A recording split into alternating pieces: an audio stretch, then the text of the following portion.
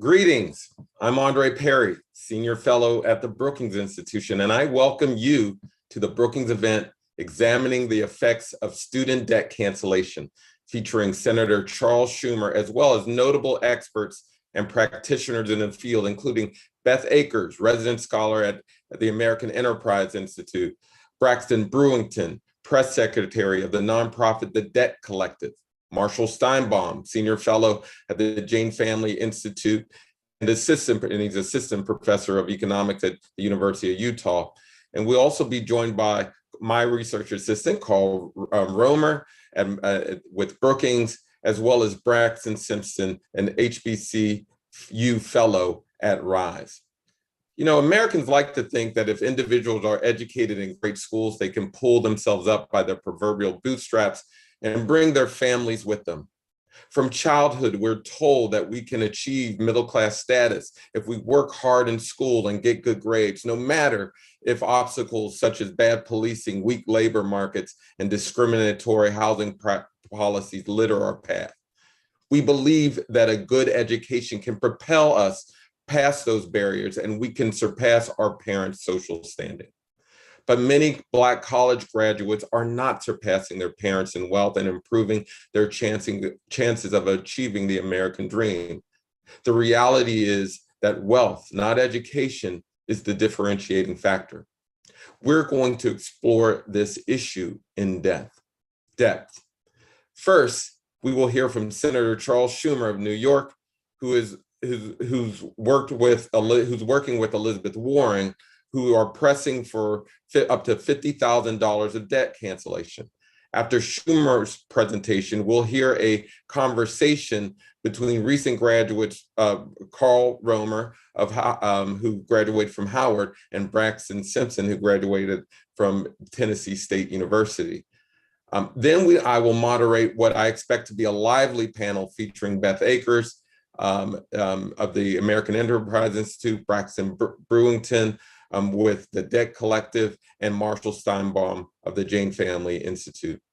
I encourage viewers to engage the conversation by tweeting your questions to @Brookings Metro using the hashtag student debt, or by emailing events@brookings.edu. Again, you can email you can tweet your questions to @Brookings Metro using the hashtags using the hashtag student debt, or by emailing events@brookings.edu. So let's get started. It's with great pleasure I introduce Senator Charles Schumer. Hello, Brookings. This is Senator Chuck Schumer, and thank you for letting me join your virtual event on student debt cancellation. This topic is so important to me, and I believe there's never been a better time to take action. For generations, higher education has been a ladder up into the middle class, especially for Black, Latino, and Asian Americans. But for too many today, student debt has become the anchor, weighting them down, making it harder to start a family, buy a home, and live with financial independence.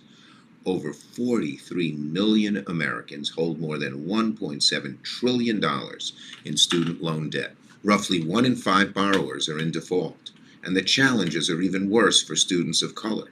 This is unsustainable.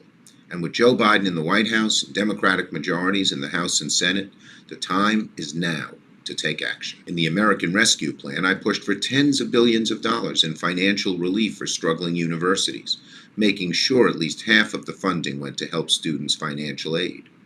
We also made student loan forgiveness between now and December 2025 tax-free, so that we don't give with one hand while taking away with the other. But most importantly, I have joined with Senator Elizabeth Warren and other Democrats in calling on President Biden to cancel up to $50,000 in student loans for each student. This would make an enormous difference in the fight against income inequality and in the march towards greater racial equity. It would benefit those who need help most. A recent study by the Roosevelt Institute showed that the largest share of debt cancellation dollars from our plan would go to families with the least wealth. The study also found that through our proposal, Black and Latino borrowers in the bottom 10% of wealth would receive over 30 and 20 times more debt cancellation than borrowers in the top 10%. That means a new life for millions upon millions of students, particularly low-income and diverse student loan borrowers, crushed by the weight of the debt. With the flick of a pen, President Biden could get it done, and I promise that I'll keep pushing the Biden administration to do it. We have lots of work to do, but I'm confident that by working together, better days lie ahead. Thank you all so much, and see you soon. Thank you, Senator Schumer. You know, researchers and policymakers alike share a common goal of solving stubborn societal problems, including student debt. Because of the increased need for post-secondary degree attainment to participate in a knowledge-based economy, students are compelled to saddle themselves with more loans to attend college.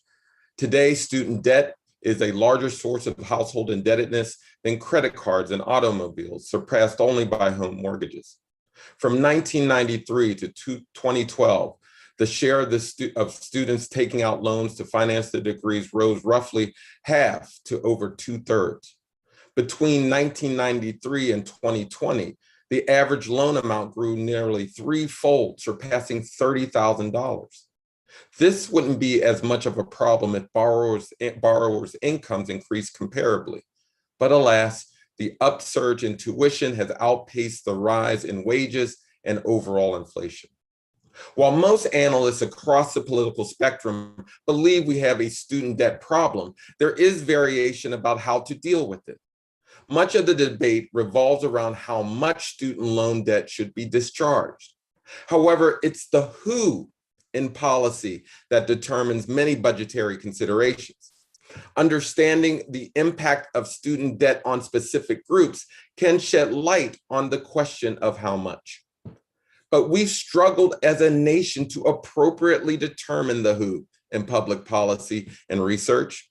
One of the most consequential manifestations of that struggle is the Black-white wealth divide. Generations of anti-Black exclusive policy, often supported by research, contributed to white families realizing 10 times the amount of wealth of Black families.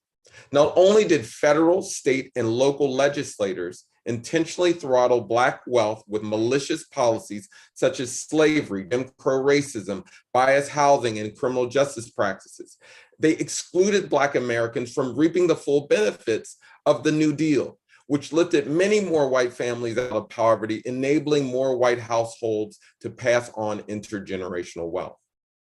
Our solutions for the student debt problem should not repeat this sordid history. In fact, past discrimination should have us check potential policies' impacts on historically disenfranchised groups. Yet one of the most repeated mistakes in the student debt cancellation debates is the assumption that all people within particular income strata have the same ability to pay back their loans, masking the lived experiences of Black people. Colorblind income-based analyses miss the mark. Most student debt is held by households with 0 to negative net worth. I'm going to share my screen here, and hopefully you can see this chart that shows that most households most student debt is held by households with 0 or to negative net worth. Ignoring the racial wealth divide is to bury one's head in the sand to racial injustice. This is where many regressivity arguments that hold debt cancellation is an idea that will primarily benefit the rich fall flat.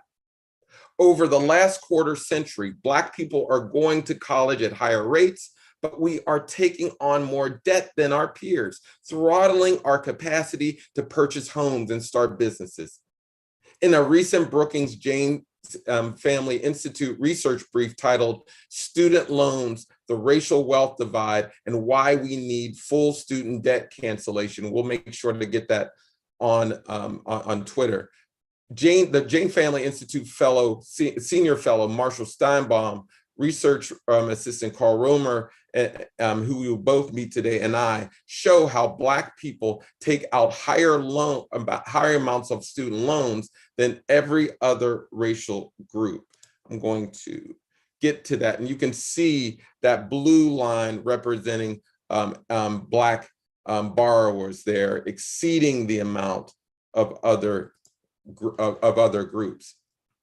This chart reveals Black people striving. We're going to college more, but it also reveals our lack of wealth and the need for financial aid.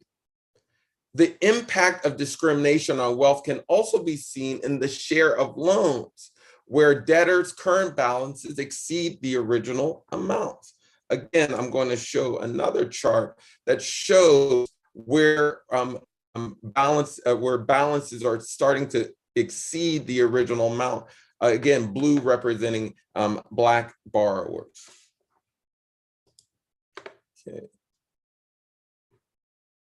The claim, not only are individuals saddled with debt, entire neighborhoods are as well.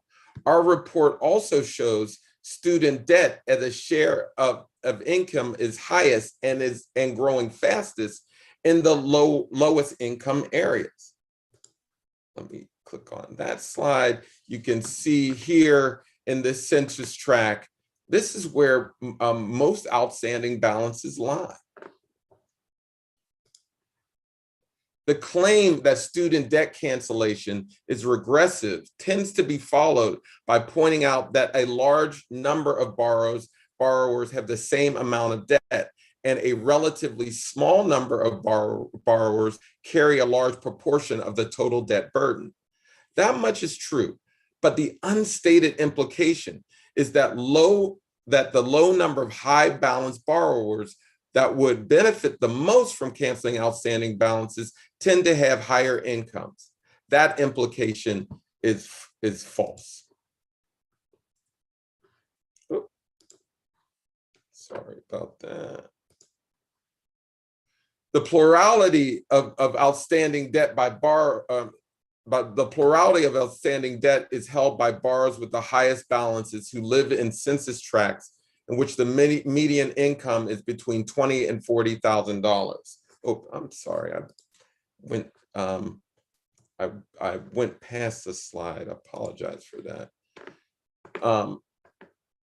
Meanwhile, the high income census tracts account for a very low number of borrowers, suggesting that better off people are less likely to have student debt.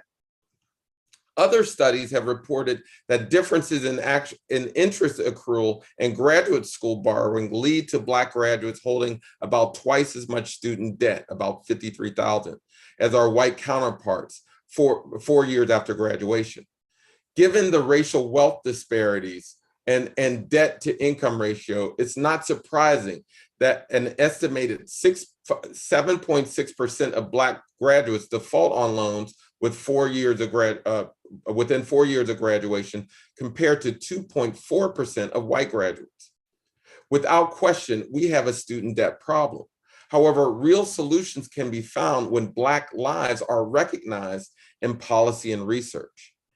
In the Brookings report titled "Student Debt Cancellation Should Consider Wealth, Not Income," Carl Romer and I find that when all student debt is canceled, the numerical difference between the wealth of non-Black and Black households shrinks significantly for households between the second and 20th percentiles. Likewise, we find the more debt is canceled, the greater the racial wealth gap is reduced at every wealth percentile. Now I'll go back to that chart that I wanted to show you before. Likewise, now when we reduce that debt, those are the kinds of solutions that we're all in need of. Today, we're going to explore more of this topic. However, we will not replicate the mistakes of the past. We will center the lived experiences of Black borrowers to guide our discussion. And we will do this first by showing an interview between Carl Romer of Brookings and Braxton Simpson of Rise.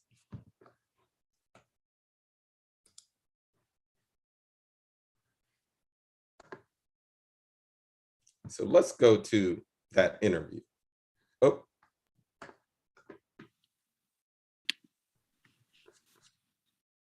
Thank you, Andre, and thank you all for joining our event, Examining the Effects of Student Debt Cancellation. My name is Carl Romer, and I am a co-author on the reports that you just heard Andre talking about. Today, I am joined by Braxton Simpson, the HBCU Fellow with RISE. Braxton, if you could tell us a little bit about RISE, your role relating to education and student debt, and what drew you to this organization.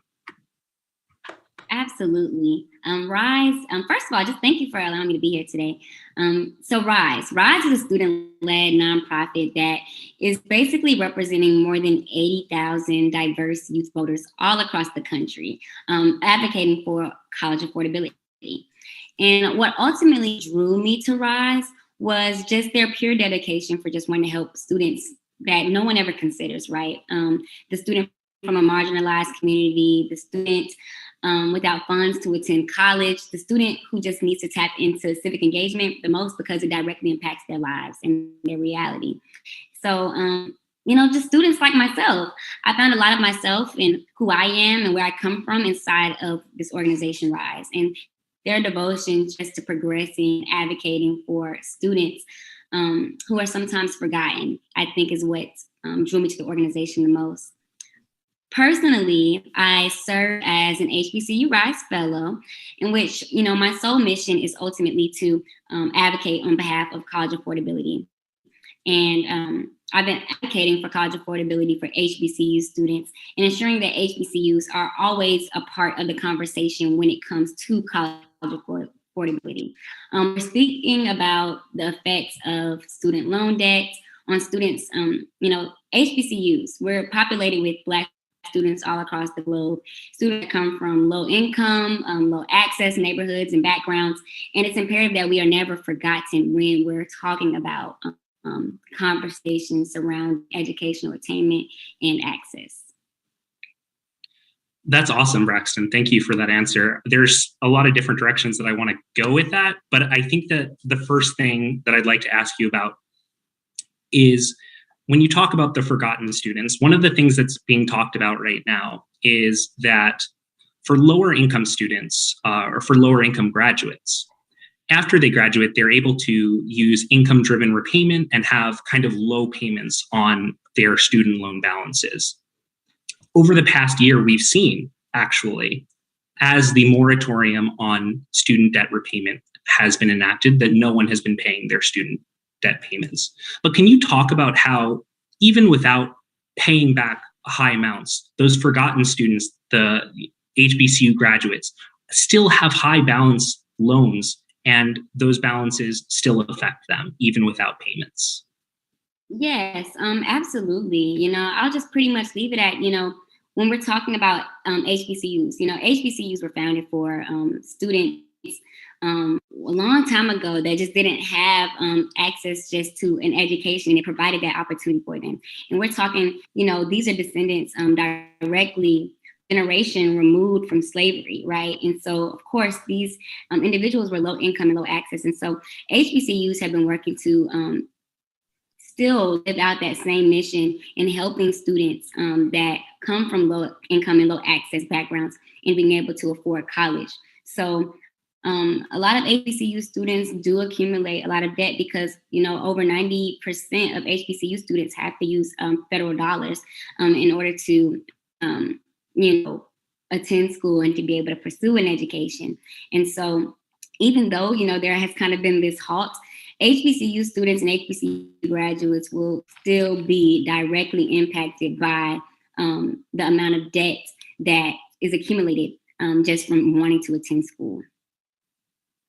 That's a really shocking statistic that I hadn't heard before, that 90% of HBCU graduates need to take out federal dollars in order to attend school. As an HBCU graduate myself, I know that was true of me and my friends, but I didn't realize how pervasive that is in the HBCU world. And so speaking of which, you graduated from Tennessee State University, and Tennessee State University was recently in the news for Tennessee's underfunding of the institution. And so this type of devaluation and underfunding of HBCUs is chronic and widespread. Can you talk a little bit about how educational underfunding and graduate outcomes are related? Of course. Absolutely.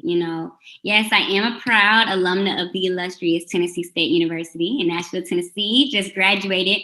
And that institution just poured so much into me.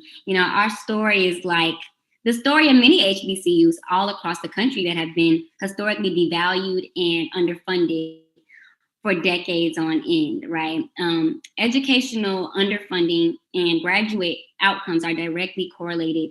The truth of the matter is, HBCUs, we've had to make lemonade without lemons to begin with. And we've had to, we've taken the scraps and we've still been able to produce, excellence. As far as it comes with Tennessee State University, we are a land grant institution, an 1890 land grant institution, which means that we receive a mass majority of our funding from the government that is aligned with our agricultural status. And just as our neighboring institution, the University of Tennessee, Knoxville, another public institution in not in Nashville, Tennessee, but in Tennessee. For years, Tennessee State University was supposed to be receiving a match from the Tennessee state government, in which they provided both TSU and UTK a match of 1-to-1. And unfortunately, for years, UTK has received up to 6 times their match on some years from the government to support their student body, while TSU has failed to receive their 1-to-1 match. So in some years, TSU's match actually was allocated to the University of Tennessee, Knoxville. And so the failure of the Tennessee state government to place HBCU education at the forefront and to value its contributions to the country has, and the community at large, the national community at large has, forced HBCUs everywhere, honestly, to have to dip into operational funds that could aid in newer facilities, that could make ends meet, to keep the lights on and ultimately provide scholarships that would keep students in school. And so when there is a lack of funding, specifically at an HBCU, students are less likely to matriculate as their focus isn't solely on their education. They now have to shift their focus and focus on other things to fund their education, like working and dealing with their living conditions as a result of the lack of governmental funding that's allocated to the school. And what's sad is, for years, the blame has been passed down from society onto historically Black colleges and universities as being, ineffective or not managing their funds properly. But in all actuality, much of this should be directed toward the state governments due to their failure to place an emphasis on supporting HBCUs and HBCU students. Wow.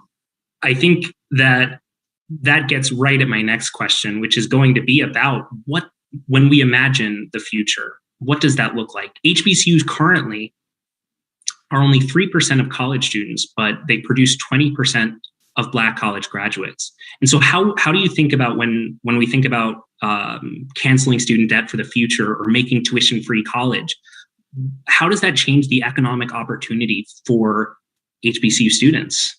It changes it, Carl. It changes immensely. For so long, HBCUs have essentially, like I said, that we've been asked to make lemonade without lemons to begin with.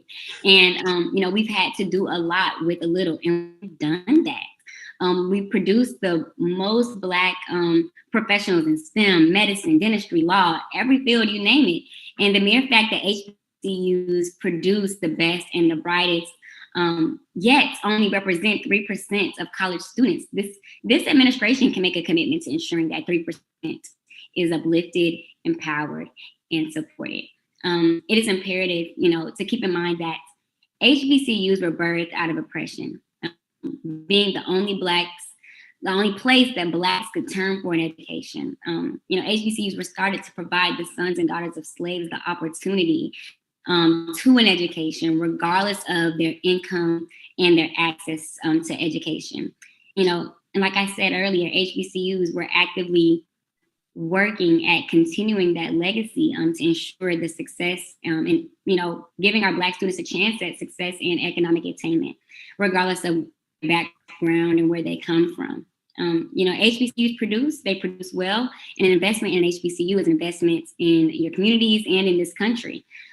So when we talk about reparations, when we talk about closing the racial wealth gap, when we talk about equity, we can start with access to education and college affordability for HBCUs and their students. By eliminating student loan debt and making college free, HBCU students won't have to focus all of their energy on paying for school, but instead can shift the focus directly on school. Graduates can focus, on building generational wealth that will aid in strengthening the Black family instead of having to shift their focus on paying off loans. It's imperative, that the Biden administration fulfills his promise of college affordability while ensuring that HBCUs remain at the center of this broader conversation. That's a bright future that you just laid out, and I really hope that we can achieve that in the very near future. So is there anything else that people ought to know about HBCUs, HBCU graduates, canceling debt, free college, anything along those lines? Sure. Carl, I'll leave you with this. And this is something that I always say. When we can keep the most marginalized people at the center of our service, everyone that falls outside will reap the benefits of that. So if we make a conscious effort to keep HBCU college affordability and funding at the center of our service communities, institutions, structures that lie on the outside, will be better because of it. So we have to invest in HBCUs, invest in college affordability, and make college free. Braxton Simpson, thank you so much for being with us today. I'm going to turn it over to Andre now, who is going to moderate a discussion between three phenomenal scholars, panelists, and I hope that you enjoy. Thank you. Thank you. All right. Thank you very much. At this time, I'm going to bring in our panelists. We have Beth Akers of AEI, Braxton Brewington of the Debt Collective, and Marshall Steinbaum of the Jane Family Institute and the University of Utah. Thanks for presenting today. And I'm going to get right into it. I want to just hear how you all characterize this problem and if you see it as a problem. And I'm going to actually start with Beth. Please give us your overall general thoughts of the nature of the problem and the nature of debt cancellation as a solution. Well, I think I'm sometimes mischaracterized as the student loan crisis denier. So I will be very clear that that's not the position I'm taking today or in general. I think that part of what we've seen is a huge run up in student loan debt. And part of that is a great thing because it reflects huge investments in education that we know on average historically have paid huge dividends in terms of earnings opportunities. And so when we look a bit closer than that, we of course see that there are problems with student lending that need fixing. The issues of the racial wealth gap, of course, separate from the issue of student loan debt, are an important problem to our economy and our society.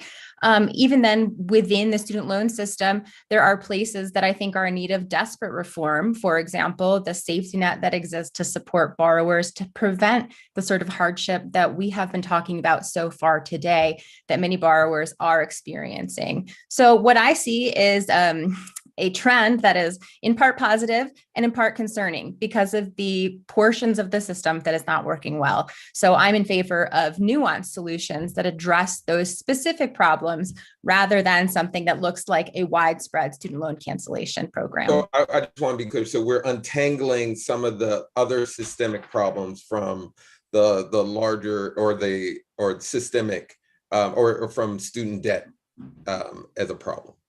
That's right. I tend to see that this conversation is combining some of the more systemic problems in our economy. Welcome to my dog for joining the panel today. I'm concerned that we're using student debt as a mechanism to solve some of the deeper issues that we face, particularly the racial wealth gap, when they might be better or more efficiently addressed through other more direct policy interventions. I'm going to turn it over to Braxton to answer the same question. Describe or characterize the nature of the problem, and is debt cancellation an appropriate solution? Yeah, I think so often we talk about student debt as this thing that we're just looking at based off of data, and I want to really talk about the experiences of borrowers, in part because of Joe Biden's decades-long assault on borrower protections and other Republicans and Democrats who have really worked in tandem to strip borrower protection, some of the things that I think, Beth, you agree we should improve. Student debtors are not this old image that we have of affluent white doctors, right, who have these large sums of debt and they're rich. And if we cancel that debt, it'll just give them more money. Student debtors are not being able to start families. They're not being able to buy homes. Folks are living in their cars. People are really, especially Black households, the precarity of Black households, I think in particular, we see that people have zero net wealth. They have negative net wealth. And so, we have debtors' prisons were, I think, outlawed over 100 years ago, but people are indeed at risk of incarceration. They're being incarcerated because they can't afford to pay their student loan debt. So when we talk about this crisis, I think it's important to center real experiences. And, myself in particular, I'm glad that Braxton Simpson talked about the HBCU experience. I'm one of those 90+% of HBCU students that had to borrow federal dollars, because how else would we afford to go to college when you've been stripped of generational wealth, when you've been stripped of wealth building opportunities? And, there's a saying that when white folks catch a cold, Black folks get pneumonia. I think in a lot of respects, that's exactly what we're seeing with the student debt crisis, that we are all suffering, but we're not all suffering equally. And we need cancellation, not just because it will narrow the racial wealth gap, not just because it will advance gender justice or boost the economy, but because education should be free. It should be free, and it should be freeing, right? We should be encouraging folks to have a liberatory experience in higher education and treat higher education as it used to be, which is a public good. Marshall. Yeah, well, thanks for having me on this panel. And I want to thank my predecessors for really stating the case better than I could have. I thought especially that Braxton Simpson's narrative of the defunding or underfunding of Tennessee State and the resulting prevalence of student debt among graduates of HBCUs is very telling. I think that really defeats the whole narrative that student debt cancellation is regressive, as Braxton Brewington just alluded to. I mean, this crisis arises from deep inequities in the way that education is provided, in the way that generational wealth is handed down, and that is what gives rise to the student debt crisis. I thought Beth just said something that, for once, I agreed with, which was that we're using student debt to address other systemic issues, and I think that is absolutely right. We're basically saying, a whole generations of people that have been disempowered and disinherited should essentially take on debt to overcome those institutional inequities, and then turning around and confronting the reality of, okay, now there's deep inequities in who has debt and who has what amount of debt. That's somehow the borrower's fault for making the wrong decisions or attending the wrong school or majoring in the wrong subject. And I think it's really, not just wrong, as I've tried to show in my empirical research, but offensive, frankly, to make that claim against the evidence as it is and as we know it is. I just want to say sort of what my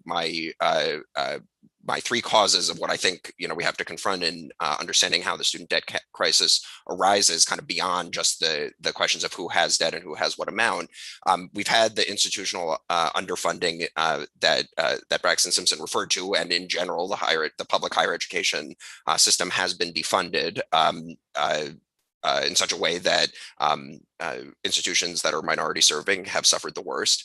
We've tried to have, at the same time as that, more and more people go to college and get higher degrees in order to get a job. And that means more people means more diverse people going to college, people who are less able to rely on their families to support themselves than previous generations. And then finally, we have institutional segregation, which means that generally the least well-off students and coming from disadvantaged backgrounds are going to the least resourced institutions that are thus the most reliant on tuition and thus on their graduates taking on debt. So it's really the failure of to use the buzzword of the day, neoliberalized higher education system, in particular in serving minorities.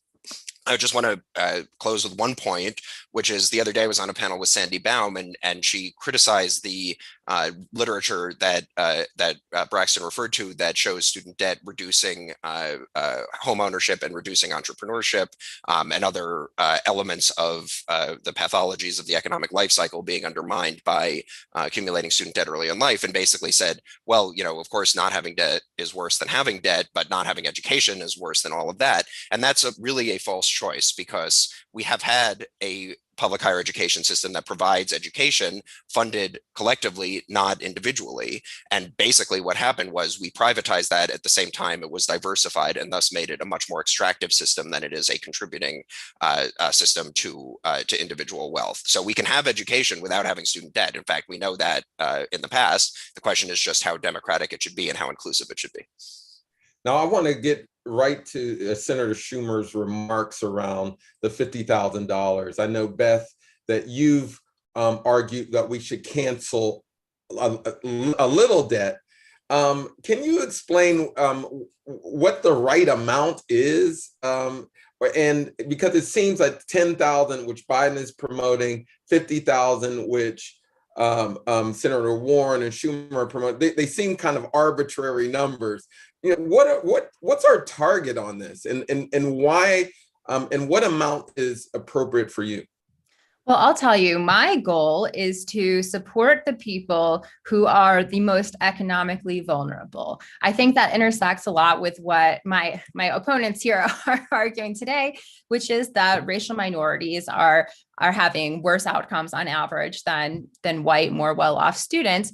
And so what I'd like to see is that instead of a one-size-fits-all handout, we have a more nuanced solution that crafts the size of the relief to the need of the individual. And so that happens through a program like income-driven repayment that is our existing but really ineffective safety net for borrowers. So when I proposed $5,000, it has as a level of student loan cancellation, it has a couple reasons why. First, we see that a lot of the people who are defaulting on student loans have these really small balances. A lot of them have started college but not finished a degree, so they haven't gotten that earnings bump that would make their student loan repayment affordable. So that gets rid of those. But the more primary reason for it is that I offered it as a bargaining chip, because I think what really needs to happen is that we need to reinvent the safety net that ensures that borrowers do not face unaffordable monthly payments based on how much they're earning, and that borrowers who do not see a prospect of earning enough to be able to effectively or affordably repay their loans will have their loans forgiven. So that takes a huge overhaul of the existing program to get there. I think offering $5,000 as cancellation kind of says, okay, let's put a pause on what's happening, give Congress time to craft that solution, and then put it into place. But the $5,000 was not the right number. I think there is no single right number for everyone. It's more to say, let's buy ourselves some time so that we can craft a more nuanced, need-based, targeted solution. Now, Braxton, you've written that 10,000 is certainly not enough. Why isn't it enough? And I'll ask you the same question. What is the right amount in this debate? Yeah, I think 10,000 is laughable. And I think, I want to first mention, the president has the ability to unilaterally cancel every single penny worth of student debt. And that's exactly the exact amount that's enough, which is every single penny, because college shouldn't be costing anything anyways. $10,000, I think I want to be clear, President Biden ran on a minimum of $10,000 for every single borrower. And then he actually promised more for people who go to HBCUs or people who graduate from public colleges and universities.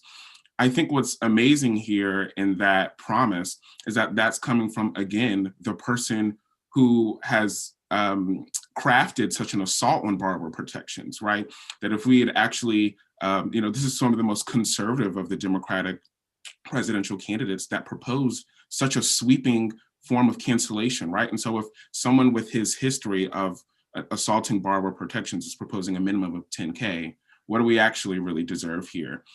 So full cancellation is absolutely what we need. And that can be done, as Chuck Schumer said, with the flick of a pen. But these numbers are very arbitrary. Even the 50K number that Warren and Schumer are pushing is from old data. Those folks are now saying 75K, right? So after the pandemic, what does that number look like now? Is it then 100K?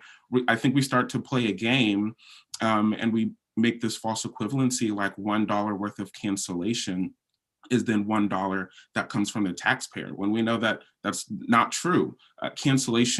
Mass cancellation would be an economic stimulus to everyone, whether you have student debt or not. And I think that's why we're seeing cities across the country, Philadelphia, Washington, D.C., Boston, pass these resolutions calling on President Biden to cancel student debt, because they know that, especially during this pandemic, that people need to invest in local economy, and they can do that if they have more cash in their pocket. And what better way to do that than to cancel student debt? Now, Marshall, I'm going to switch it up a little bit, because Beth teed up something that is a factor in this debate, is income-based repayment systems. Can you explain what they are and what's problematic about them, considering wealth and income as very different factors? Yeah, I think that's a very good point. So in some sense, what is income-driven repayment? There's basically a couple of different federal programs that cap monthly payments on student debt to be a given percentage of an individual's, quote, disposable income. And the idea is that adjusts down payments for people who don't earn enough to make payments and are at high risk of defaulting on those payments in any case. So essentially forms of income-driven repayment have existed for decades, but they've become much more prevalent in terms of the share of the debtor population that's making use of them in the last couple of years. And basically what happened was, in the Great Recession, we had an increase in the amount of debt people were taking on, and especially in the types of different types of people taking on debt, and not getting the earnings bump that's supposed to go with it. So this is, Beth referred to the fact of non-completion causing people not to experience an earnings bump, but the fact is nobody has. This idea that taking on debt automatically leads to higher earnings, or does if you at least complete the university, just is not true. That's the fundamental cause and harm of the student debt crisis, is the basic economic assumption that people who would take on debt would automatically essentially finance its repayment. So IDR basically says, okay, we have all these people who are defaulting because they aren't in an earnings position to pay off their debt. Instead of continuing to experience this wave of defaults, why don't we just adjust down payments, and so people don't have as large an obligation, therefore much less likely to default. The effect of that, under the system that we already have of individual level student loan balances that's attached to your name, even if you are successfully enrolled in IDR, which is not so easy. So in fact, the beneficiary population is quite different from what it appears to be on paper. That's an important point that we should remember when pointing to IDR as an alternative to student debt cancellation. What it means when people are enrolled in IDR is, instead of making monthly payments, their balance just accumulates. And that, I think, gets to the issue, Andre, that you brought up about the difference between income versus wealth. If your balance on student debt is accumulating, that means your net worth position is deteriorating. And that's especially harmful if you start out from a low or negative net worth position. And that's the economic life cycle concerns that lead to these issues of being unable to buy your own home, entrepreneurship, not being able to start a family, being tied to particular jobs. All of those knock-on effects of carrying around this large burden are the result of thinking that, basically the problem of student debt is just the problem of present monthly payments being too high given present monthly income, and not taking into account the overall picture of net worth, especially its racial dimensions. Can I jump back in there? Yep, go for it. So I want to concede a point for the sake of finding some compromise here, and say, I think you're right to say that looking at who benefits from student loan cancellation by income, it does not tell the whole story. And I'll say, when student loan cancellation kind of came on the scene, can't remember how long it was ago now, I was one of the first to go out there and say, look, this is actually regressive. We've got a lot of very high income people getting this benefit.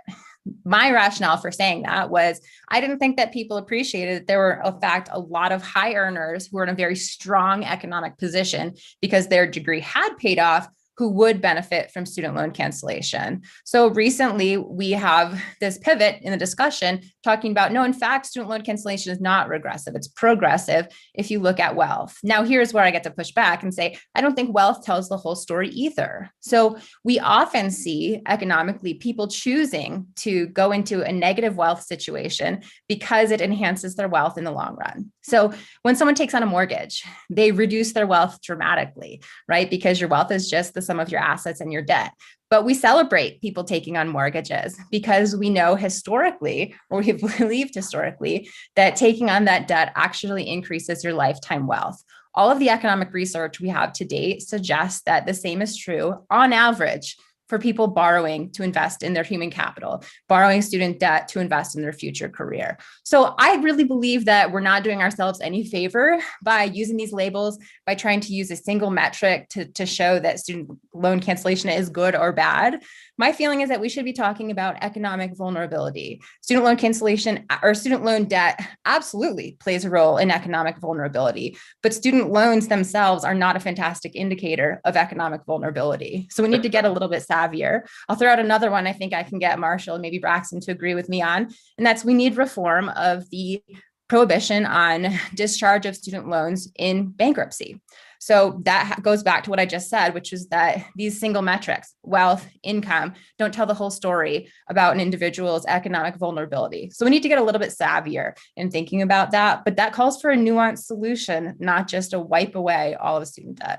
Braxton, before you get in here, I just want to just clarify, but isn't student debt a much different type of debt than mortgages? I mean, one is literally going to the building of assets that drive wealth, and the other is uncollateralized debt that is problematic, right? Well, I tend to believe that when people spend on education, that they are investing in their quote unquote human capital. They're investing in their future earnings potential. Yes, it's less tangible. Yes, you can't sell your college degree once you've gotten it. So there are some fundamental differences, but there are some fundamental similarities in that it's a way of financing an investment that on average historically has paid off for individuals.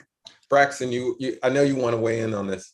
Yeah, first I wanted to mention Marshall was talking about IDR, that, check me if I'm wrong, only some like 32 individuals literally have successfully had their debt canceled using income-driven repayment. So this isn't like a conversation of like, well, it doesn't really work very well. Like, it clearly doesn't work. And so reforming that, I think, is gonna, just kick the can down the road. I think what Beth and a lot of folks are grappling with is the reality that debt is a trap. The nature of debt is that it is a form of social control, and that this capitalist fable that we have been taught of upward mobility, right? We've been told, I took financial literacy classes in college, and we were told good debt.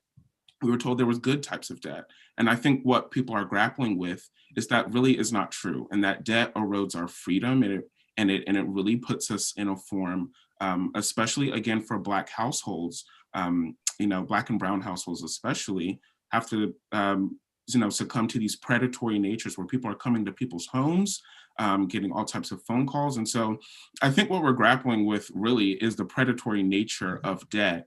And I want to really push back on this idea that people should have to pay for public goods, just like healthcare. We're having that same conversation where education is a public good. So we really, that is the nuance there that I think we're talking about, that sweeping cancellation.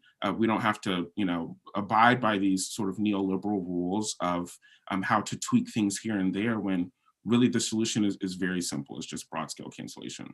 Can I just insert this? A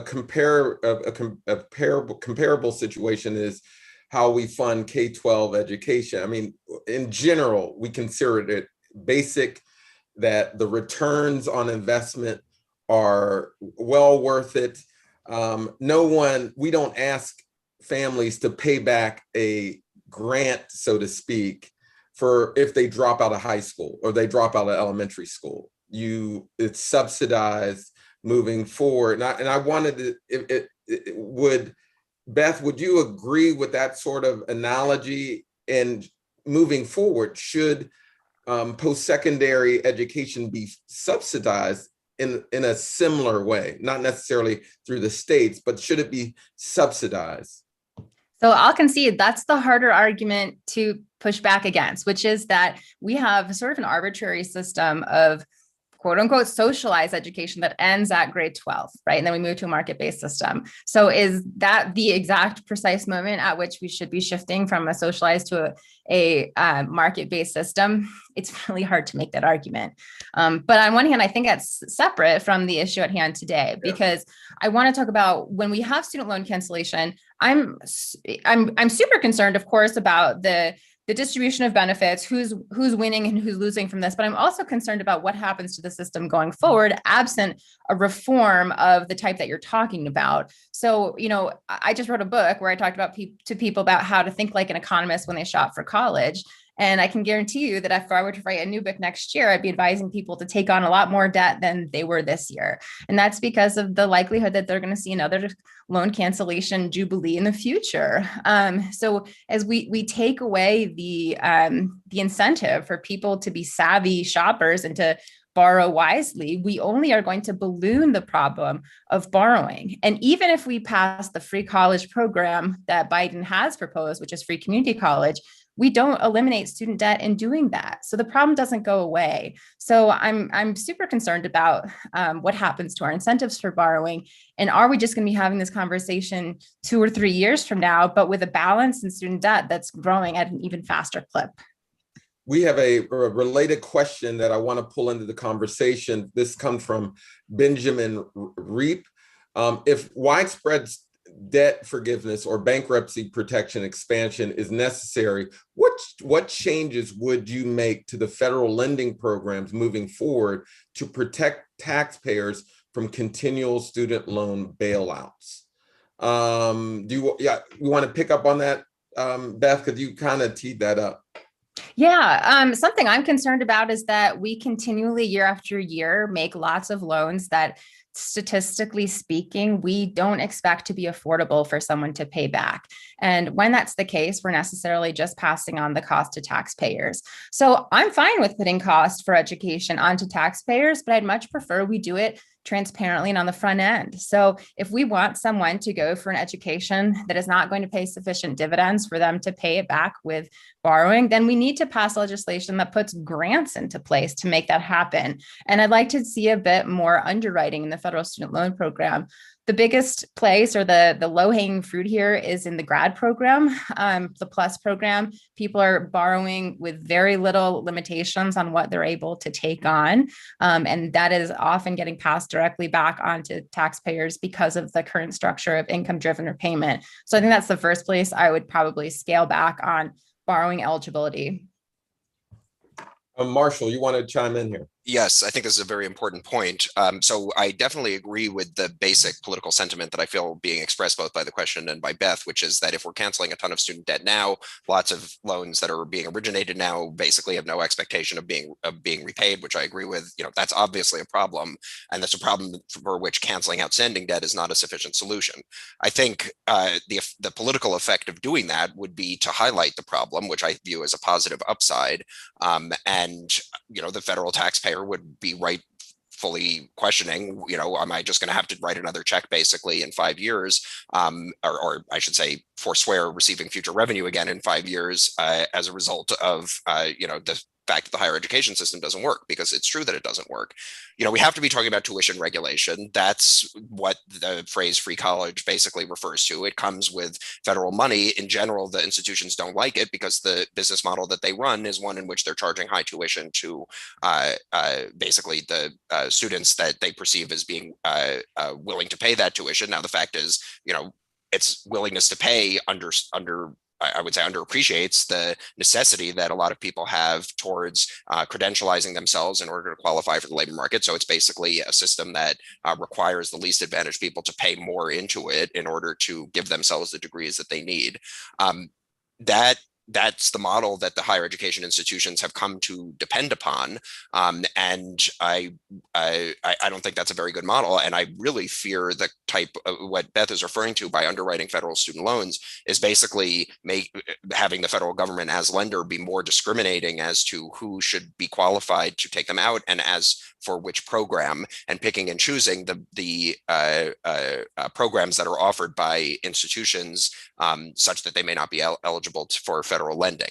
And I think that that's actually like going in the worst possible direction, because it's saying that access to this higher education system, which is already institutionally segregated, you should have more of the elements of the private mortgage market, the private credit market in general, which is to say underwriters being more discerning in the sense of who's likeliest to be able to repay it. And we know what it means in the private mortgage, in the private credit market, who ends up paying the highest rates, who ends up being denied for loans. So that would only worsen issues of institutional segregation. I am in sympathy with the idea that we need to do something to stop the federal government from basically pumping. I mean, what I view the accumulated stock of student debt as is the deficit in state funding of higher education that has been made up by institutions transitioning their business models to be dependent on tuition, and the human capital returns to higher education that Beth keeps referring to keep not materializing. So instead of being paid off, those balances just accumulate over time. And this is the money that states have not invested in higher education. So I think, the federal government needs to shift the burden of paying for higher education off of individual student shoulders, but not in a way that basically denies access to higher education to a broad swath of the population. It's basically a sort of raise the drawbridge reaction to the student debt crisis, which I think is terribly inequitable and would lead the wrong direction for policy. Instead, we should go to what Andre was referring to, which is the more public goods oriented version of higher education that is represented by our K-12 system to the extent that it is. Yeah, Braxton, this is an issue I often hear about and read about, is that critics will say that student debt cancellation is a solution for a different problem. And that ultimately that the cost, the inefficiencies in higher education administration are just being passed down to low wealth folks. How do you respond to those criticisms or folks who say, let's put more of a focus on reforming higher education, financing, or the lack thereof, versus debt cancellation? Yeah, I don't think that student debt cancellation is being proposed as the solution to fix higher education. It's a crisis all on its own, right? So we have people who are, in a state of precarity like we talked about, and that's why they need cancellation. Yes, though we should also fix higher education. Just a quick comparison, we should cancel medical debt because people shouldn't be in medical debt. But the response to that is, well, we should just fix our healthcare system as a whole. Well, yes, obviously, but it would be a really cheap and quick solution to cancel medical debt so people aren't suffering with bills because they got sick or something. So, it's canceling student debt is not the solution to reforming higher education. Although I think it brings us on that pathway to get, some type of legislation passed through Congress, which seems difficult. So I think it's, that's why we should be pushing the president to use whatever tool he has at his disposal as fast as he can, which is cancellation. Now, I'm going to talk a little bit about equity in a different sense. For wealthy folk, we have lots of programs and initiatives that enable families to get some savings for higher education. We typically don't talk about the benefits to the wealthy. Beth, can you address public policy in terms of the benefits that we've given to wealthy folks and how that enters this debate? Yeah, so I'd love to take all higher education benefits out of the tax code, to be honest with you, because of exactly what you just implied, which is that they disproportionately benefit people who are of higher income, more financially savvy. So I, for example, can take advantage of of tax advantage on a 529 savings plan for my son, which I'm doing. I'm able to do that because I have the excess income to set aside to save for his education. I would much prefer we take those benefits away from people like me who, to be frank, don't need them, and plug it into Pell Grants, because Pell Grants are transparent.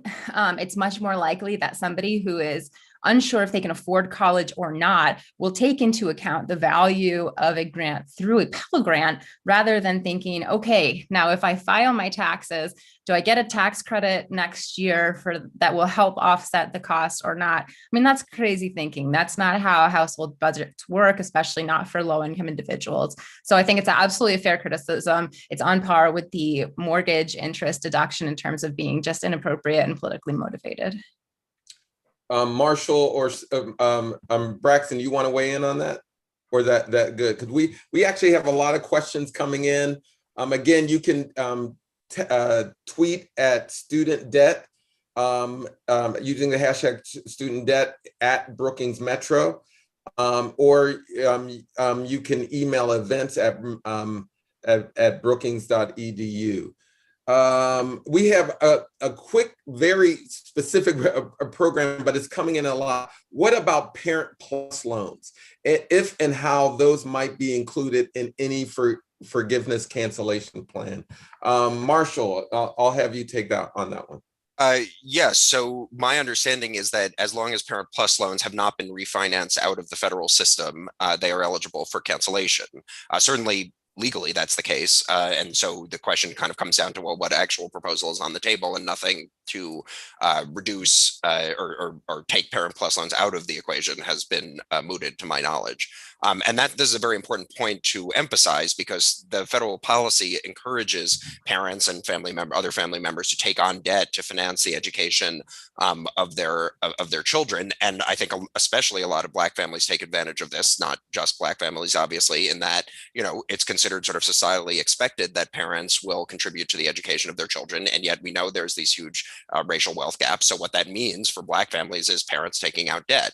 And, that kind of it's one of many things that undermines this vision of the student loan system as students investing in their future earnings, and in particular, traditional students going to college directly after high school full time until then completing a degree and entering the labor market. That whole narrative underappreciates the diversity of experience with the higher education system, including, parents essentially making up for their inability to contribute to their children's education from their wealth by taking out plus loans. And so it's certainly appropriate that they be included in a cancellation proposal. Anybody have anything else to add to that?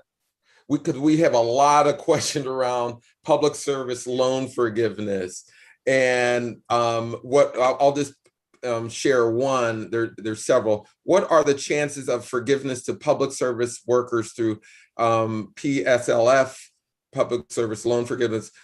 Couldn't an option be that PSLF would allow anyone working in public service for 10 years to be forgiven without the curse of the paperwork process? But by and large, can you just talk about the idea of forgiving loans based on public service? We'll go to Braxton, Beth, then Marshall. Quickly, I think we're getting into, again, we're starting to whittle down to picking and choosing who is deserving of higher education being free and who should be forced to pay for it. What we know is public service loan forgiveness also doesn't work, just like income-driven repayment. So the Debt Collective, I can't tell you how many messages we get of people who said, I was 7 years into it and turns out I really wasn't, or I thought I qualified for it and I'd been paying for a decade and it turns out I wasn't.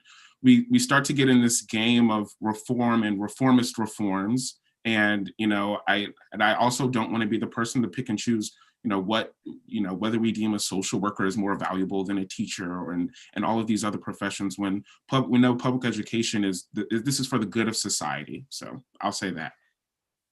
Beth? I absolutely hate public service loan forgiveness program, and it's not for the reason you think. I'm fine with giving people money.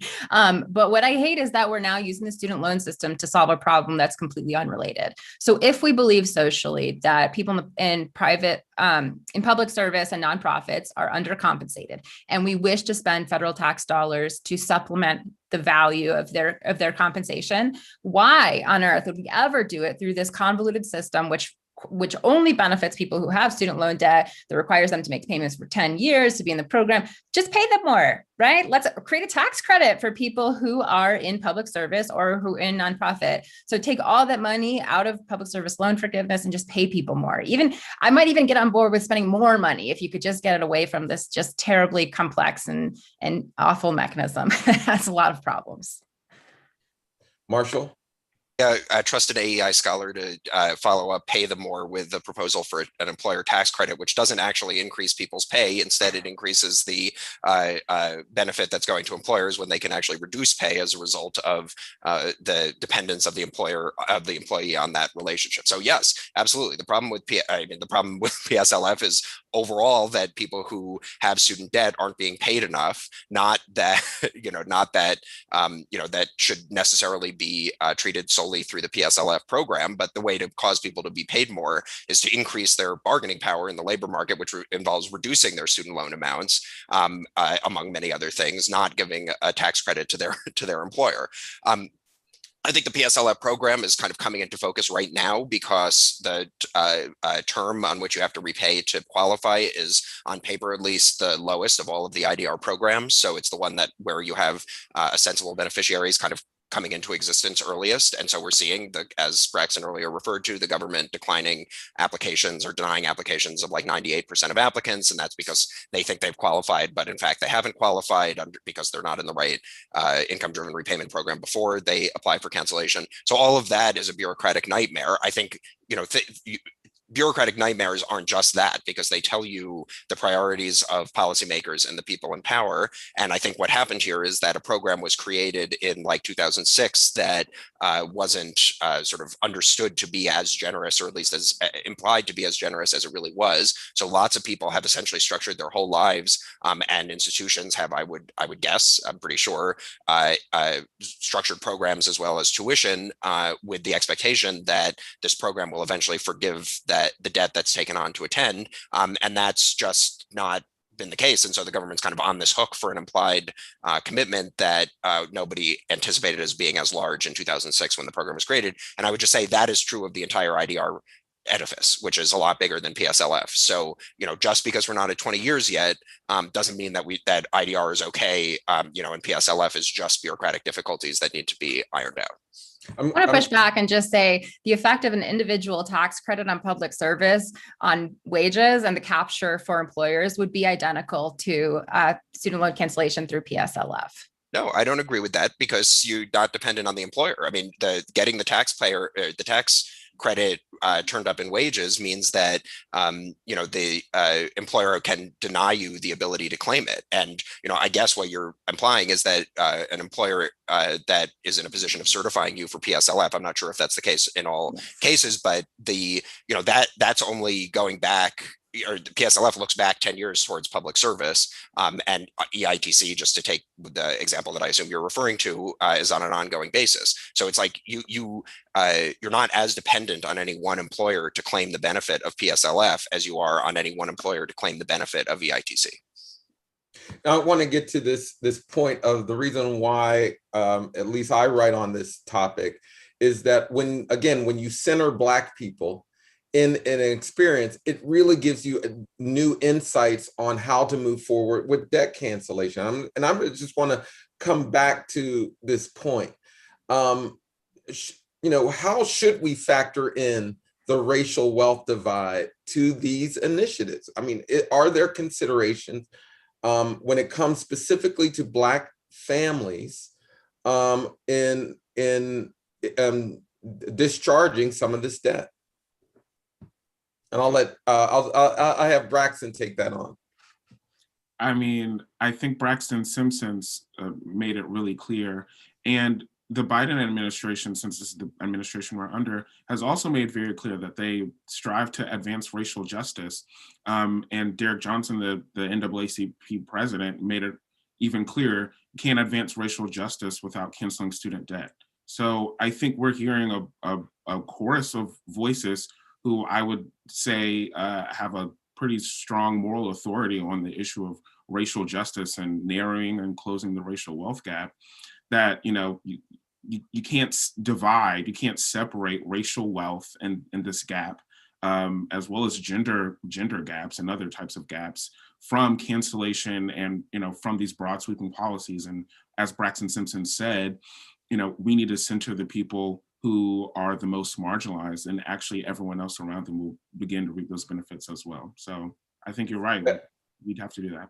Something I'm concerned about is that, in fact, this conversation leaves out altogether the most economically vulnerable Black Americans. And those are those who have not had access or chosen to go into higher education altogether. So, you know, a transfer to Black Americans with student loan debt, of course, would have an impact on the distribution of wealth along racial lines in this country. But what happens to the rest of Black Americans who are left behind? It seems to me that a lot of these arguments are, in fact, arguments for reparations rather than arguments for student loan cancellation. And again, are we using the wrong mechanism for solving a deeper social problem? Marshall, do you have anything to add there? Yes, I just do want to take this opportunity to make the point that I think was sort of alluded to earlier in this conversation, but not made explicitly, which is that earlier in the debate over student debt cancellation, there was an idea in currency that canceling too much student debt worsens racial wealth inequality. And that's how we got to this place where we're arguing over forgiveness amounts, because the framing was essentially like, you can't go too far, you have to find the right amount such that you're reducing racial wealth inequality and not increasing it by canceling too much student debt, which I put very emphatically in air quotes. I think what the research has now shown, including Andre's and Carl's research, is that there is no too much student debt cancellation vis-a-vis the racial wealth gap. And that speaks to the point that Beth is making, which is that, you know, there's some Black households or any households that don't have student debt at all, and they're the worst off. It's certainly true that there are poor people that don't have student debt, but when we actually measure the effect of canceling student debt on the racial wealth gap, it reduces the more student debt you cancel. So that doesn't speak in favor of limiting cancellation. There are, of course, other policies that should be enacted in order to reduce racial inequality, but there's no sense in which canceling student debt somehow worsens racial wealth inequality on any dimension. And I wanted to quickly just state that canceling student debt and closing this racial wealth gap is not about reparations. It's about higher education as a public good, and that student debt in and of itself is illegitimate. And so that's why we're fighting for cancellation, because higher education is and should be a public good, and was a public good for people like Joe Biden and other, you know, folks of that generation that could reap the benefits of higher education. And so really what we're asking for is parity, not reparations. That's a separate. We only have a few minutes left, and I actually want us to close on this question that we received. What is the future of higher education if nothing is done about the student loan debt crisis? Do we return to the time when only the privileged can attain a college degree? Or I think you know what that person means, or that the cost is not burdensome on low income folks and low wealth folks. What happens to the rest of the workforce, given that good jobs increasingly require a college degree? That's a great question. What happens if nothing is done here? And we'll go Marshall, Beth, and close out with Braxton. Yes, I think that's a great point. And the answer is just things stay the same, which means getting worse. So institutional segregation gets worse. I think the questioner is saying that essentially, you know, more disadvantaged people would be priced out of the higher education system altogether, and it becomes an elite enclave of the rich. And I think that's basically right. A more acute way of putting it is that the best resourced, highest prestige institutions become even more gated communities for the rich, and those are the credentials that sort of unlock the elite type jobs. So you have a more stratified society that has conditioned access to the elite more and more on having attended institutions that are transforming their business models to really exclude the disadvantaged students and solely promote the most advantaged students as well as scholars. So there's just a huge amount of institutional segregation in the U.S. higher education system already. We know that that's the case from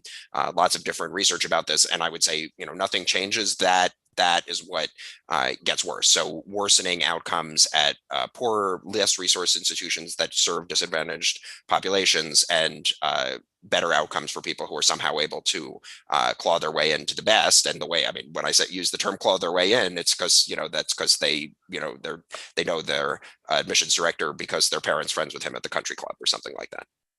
And quickly, how can people get in contact with you on Twitter? My Twitter handle is econ_Marshall. And I look forward to seeing you there. Beth, that question, what happens if we do nothing? So, I think it's untenable to do nothing. I think there actually is demands intervention. I think both sides of the aisle are in agreement on this. It's just a matter of time before something gives. Suppose that doesn't happen. I will give a more optimistic prediction of the future, just for the sake of balance. I think one direction that we're moving in that is positive is around information. So historically, when you all and I went to college, we didn't have the information that would help us make a good bet financially on our degree. That has changed. So students today have the potential, if we arm them with the knowledge to do so, to make decisions that minimize the chance that they're going to end up in a position of having debt that's unaffordable to them. That ultimately can put downward pressure on prices, so that institutions have to respond either by delivering more value to their students or lowering prices.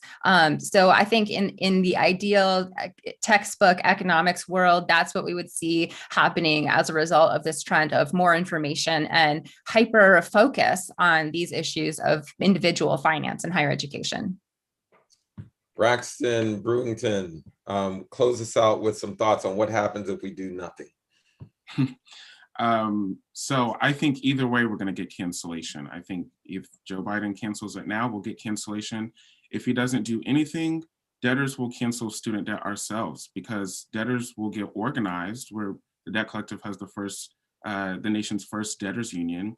What you're going to see is mass people engaging in economic disobedience, where people are going to go on debt strike, as a lot of folks already are now. So people are going to simply politicize their refusal to pay back student loans. Our book is called Can't Pay, Won't Pay. So I think what we're seeing right now is a lot of people who can't afford to pay, and soon people will start saying, fine, I won't pay because this debt is illegitimate. So I think either way, I'm going to propose we will get cancellation. Well, this has been a wonderful event. I want to thank Marshall, Beth, and Braxton for their wonderful contributions. Also, Carl and Braxton as well, and Senator Schumer, for making this a wonderful conversation. I encourage all of you to continue to engage by using the hashtag student debt. And I forgot, Beth, what's your hashtag? I'm Dr. Beth Akers on Twitter. Braxton, what's your Twitter handle? I'm going to plug the Debt Collective, which is @StrikeDebt on Twitter. And I'm Andre Perry. You can reach me at Andre Perry EDU. And I want to thank you on behalf of the entire Brookings team. We had a great folks in the background doing behind the scenes, Karen and others who are just doing a phenomenal job. Please stay on top of this issue. Read the reports. We'll make sure we tweet those out. And again, thank you for joining us on this wonderful conversation.